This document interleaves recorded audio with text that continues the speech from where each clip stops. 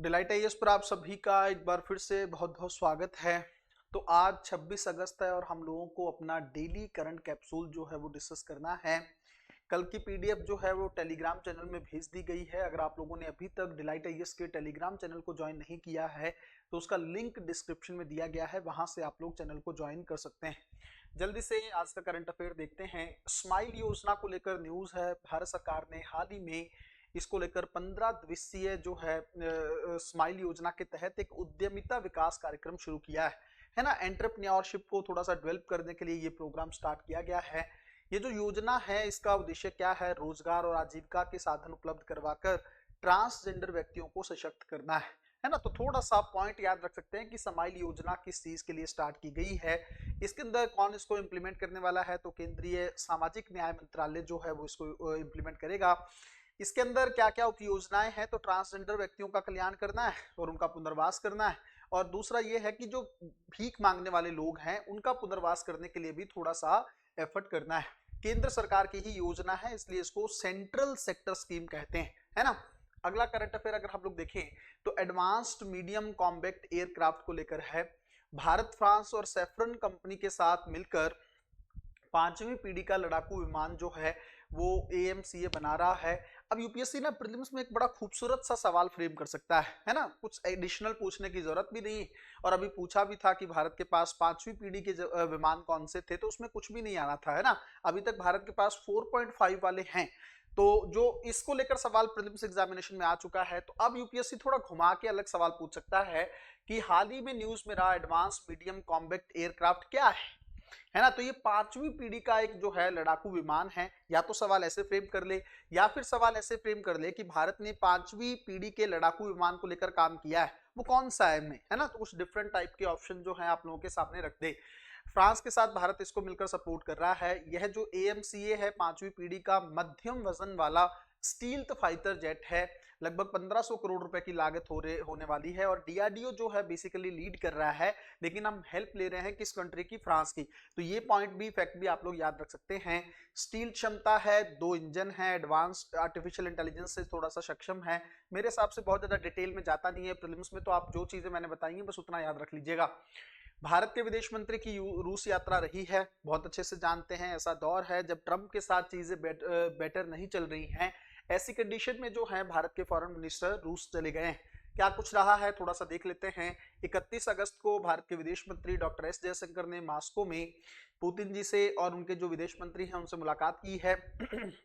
ये उस समय हुआ है जब अमेरिका ने भारत पर अतिरिक्त प्रतिबंध लगा लिए हैं। आप लोगों को पता होगा कि आज से अमेरिका पर भारत पर जो उसने टैरिफ लगाए वो इंप्लीमेंट होने शुरू हो जाएंगे।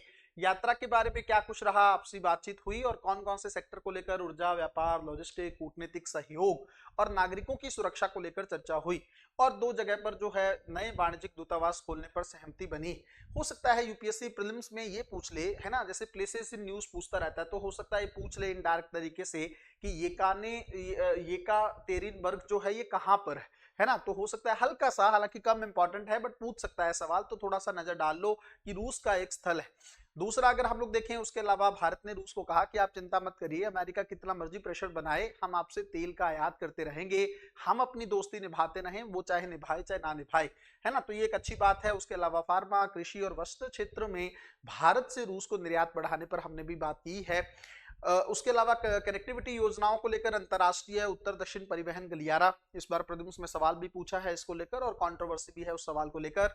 चेन्नई व्लादिवोस्तोक समुद्री गलियारा है, उत्तरी सागर मार्ग सहयोग है, और जो यूक्रेन युद्ध में धोखे से भर्ती किए गए जो भारतीय हैं उनका मुद्दा भी उठाया गया है। कौन कौन से मंच पर भारत और रूस मिलकर सपोर्ट कर सकते हैं? जैसे ब्रिक्स है, CO है ना। इसके अलावा UN में भी दोनों देश मिलकर सपोर्ट करने की बातें करती रहे हैं। ये एक अच्छा टॉपिक है प्रीलिम्स के पॉइंट ऑफ व्यू से। अफ्रीका और विश्व मानचित्र को लेकर थोड़ा सा विवाद हुआ है। क्या विवाद है? मार्केटर प्रक्षेपण की समस्या है। क्या इशू क्या है, थोड़ा सा पढ़ते हैं।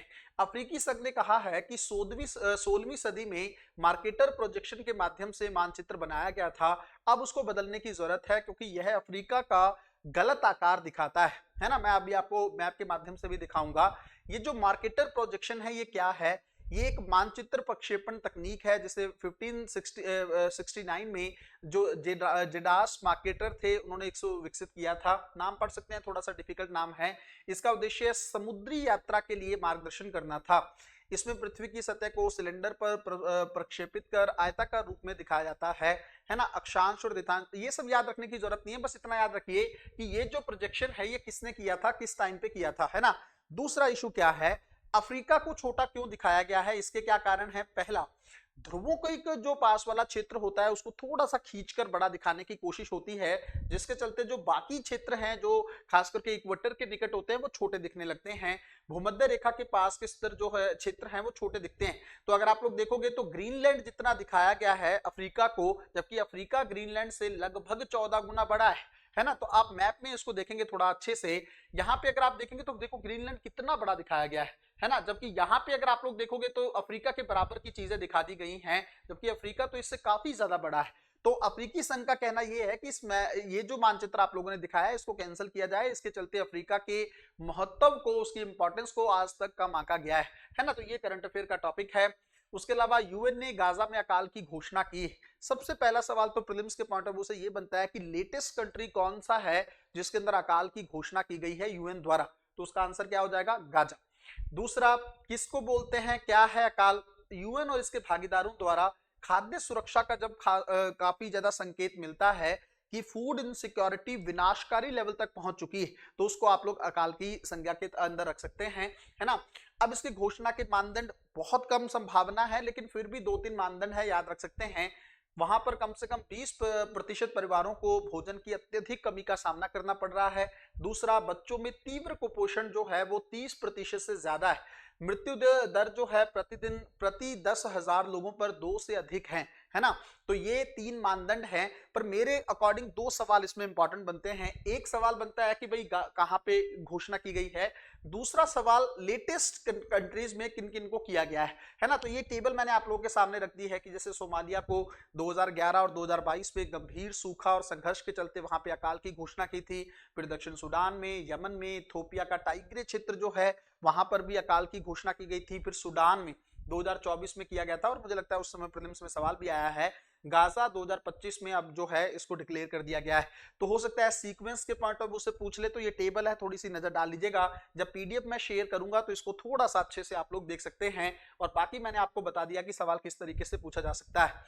राष्ट्रीय वन्यजीव बोर्ड, सबसे पहले पता होना चाहिए कि इसके चेयरमैन कौन है। इसके चेयरमैन पीएम होते हैं, है ना, पहले तो ये याद रखो। इसने पश्चिम बंगाल में लगभग 1044 वर्ग किलोमीटर क्षेत्र जोड़ने को मंजूरी दी।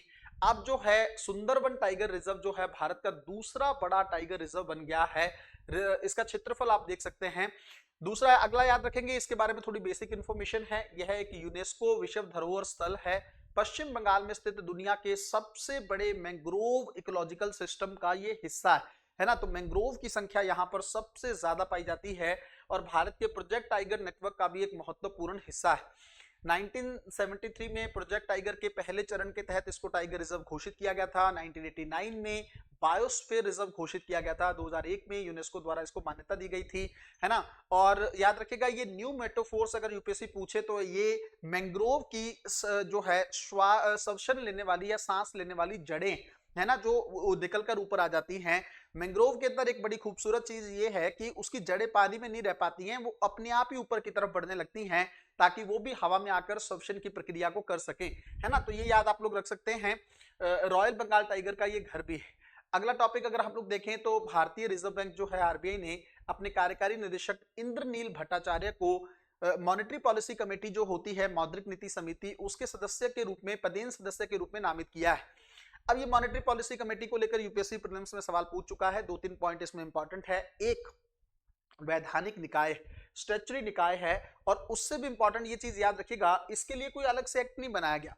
जो ऑलरेडी आरबीआई का अधिनियम है 1934, उसी को संशोधित करके इसका गठन किया गया है। तो क्या एमपीसी एक स्टैट्यूटरी बॉडी है, वैधानिक निकाय है? तो बिल्कुल ठीक बात है, कोई दिक्कत नहीं है इसमें।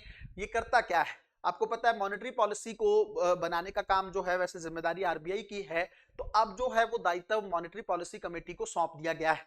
इसके चेयरमैन कौन होते हैं या अध्यक्ष कौन होते हैं? तो आरबीआई के गवर्नर जो होते हैं इसके पदेन अध्यक्ष होते हैं। टोटल इसमें कुल 6 सदस्य हैं। 3 सरकार की तरफ से होते हैं और 3 आरबीआई की तरफ से होते हैं। याद रखिएगा आरबीआई गवर्नर के पास इसके पास यहाँ पे वीटो का राइट होता है। मान लीजिए अगर कास्टिंग वोट जिसको आप कह सकते हैं कि अगर 3-3 मेंबर एक तरफ हो गए, किसी मैटर को लेकर इक्वल हो गया वोट, तो फिर आरबीआई के पास, गवर्नर के पास कहीं ना कहीं पे जो है वीटो की पावर रहेगी। इसको आप याद रख सकते हैं। उसके अलावा जो बाहरी सदस्य होते हैं उनका कार्यकाल 4 वर्ष होता है, पुनर्नियुक्ति नहीं हो सकती है, निर्णय जो है बहुमत से लिए जाते हैं और ये मैंने आपको बता दिया है कि निर्णायक मत उनके पास होता है। अगर आप लोग यूपीएससी प्रीलिम्स 2026 को लेकर तैयारी कर रहे हैं तो आप डिलाइट आईएएस के अंतिम प्रहार बैच को ज्वाइन कर सकते हैं। अंतिम प्रहार बैच सही मायनों में अंतिम होने वाला है। अगले साल के प्रीलिम्स एग्जामिनेशन को बहुत अच्छे तरीके से इसमें टारगेट करने की कोशिश की जा रही है। रिवीजन पर अच्छे से फोकस किया जा रहा है। एनसीईआरटी या ऑथेंटिक सोर्स का रिवीजन जो है या टारगेटेड तरीके से उसको रिवाइज करवाया जा रहा है और साथ में एक बेहतरीन कंटेंट मैं आप लोगों को देने की कोशिश कर रहा हूं। टेलीग्राम पे बच्चों के ग्रुप बने हुए हैं, आपस में बच्चे अपनी चीजें भी शेयर करते रहते हैं, तो उस बेहतरीन ग्रुप में भी आप लोग शामिल हो सकते हैं, अपनी तैयारी को बहुत अच्छे स्तर पर लेकर जा सकते हैं, है ना। तो एक ग्रुप के माध्यम से भी आपकी तैयारी बहुत अच्छी हो जाएगी और एक डायरेक्शन के अकॉर्डिंग भी आपकी तैयारी बहुत अच्छी हो जाएगी। किसी भी इंक्वायरी के लिए आप इन नंबर पर कॉन्टेक्ट कर सकते हैं। अब सवाल को लेकर चीजें मैं आप लोगों के सामने रख देता हूं। शायद हाँ, एक सेकेंड। ये सवाल हम लोगों ने कल डिस्कस किया था प्रोजेक्ट टाइगर को लेकर। इसमें चौथा जो स्टेटमेंट है ये ठीक नहीं है कि इसमें जो है स्थानीय समुदाय शामिल नहीं होते हैं। नहीं, इसको काट देंगे आप लोग। 1, 2, 3 इसका सही आंसर होगा। इसका मतलब बी आंसर जो है इसका करेक्ट आंसर है। आप में से कई सारे लोगों ने सही आंसर दिया है। अगला आज का सवाल आप लोगों के सामने है, सुंदरबन टाइगर रिजर्व से के संबंध में कौन कौन से इन कथनों पर विचार करना है आपको। पहला है कि यह पश्चिम बंगाल में स्थित है और भारत का सबसे बड़ा टाइगर रिजर्व है। दूसरा, यह यूनेस्को का विश्व धरोहर स्थल है और मैंग्रोव पारिस्थितिकी तंत्र का हिस्सा है। तीसरा है रॉयल बंगाल टाइगर और न्यू मोटिव फोर्स जो है पेड़ यहाँ पर पाए जाते हैं। कौन से कथन सही हैं, इसका आंसर जो है आप लोग कमेंट में बताएंगे। अगली वीडियो में मैं आप लोगों को इस चीज को लेकर डिस्कस कर दूंगा। अगर आप लोग इसका पीडीएफ चाहते हैं तो डिलाइट आईएएस के टेलीग्राम चैनल को ज्वाइन कर सकते हैं। जहां तक मुझे लग रहा है कि आने वाले कुछ समय में, शायद नेक्स्ट वीक से ही, डिलाइट आईएएस का करंट अफेयर जो है वो थोड़ा सा पेड फॉर्म में होने वाला है। उसका एक रीजन है क्योंकि मैंने सोचा था कि आप लोग थोड़ा सा सपोर्टिव जोन में रहेंगे तो चीजों को प्रमोट किया जा सकता है। बट अब मुझे लग रहा है कुछ बच्चों का सजेशन ये है कि सर काफी सारा टाइम इसमें जाता है, तो कहीं ना कहीं पे आपको एक मिनिमम फीस इसको लेकर रखनी चाहिए। तो वो हम लोग कर सकते हैं। कंटेंट आपको किस तरीके से मिलेगा वो आपने देख ही लिया है। तो अगर आप लोग उस पे चाहते हो कि डेली आपको करंट अफेयर का सिस्टम इस तरीके से मिलता रहे, ड्यूअल फॉर्मेट में मिलता रहे और भी चीजें बेहतरीन तरीके से इसमें मिलें, तो आप लोग इस बैच को ज्वाइन कर सकते हैं। बहुत जल्दी इसकी अनाउंसमेंट जो है मैं आने वाले 1-2 दिन में कर दूंगा। इस वीक तो फ्री ऑफ कॉस्ट ही रहेगा, लेकिन नेक्स्ट मंडे से हम लोग इसको एक मिनिमम फीस के साथ जो है मंथली रहेगी उसके साथ इसको कंटिन्यू कर सकते हैं, ताकि थोड़ा सा एक समय जो मेरा काफी ज्यादा चला जाता है इस चीज को लेकर, उसके लिए एक मोटिवेशन आप मेरे अंदर भी रह सके, है ना। मिलते हैं अगली वीडियो में, तब तक अपना ध्यान रखिए, अपनी पढ़ाई को बहुत अच्छे तरीके से करते रहें। बहुत बहुत धन्यवाद।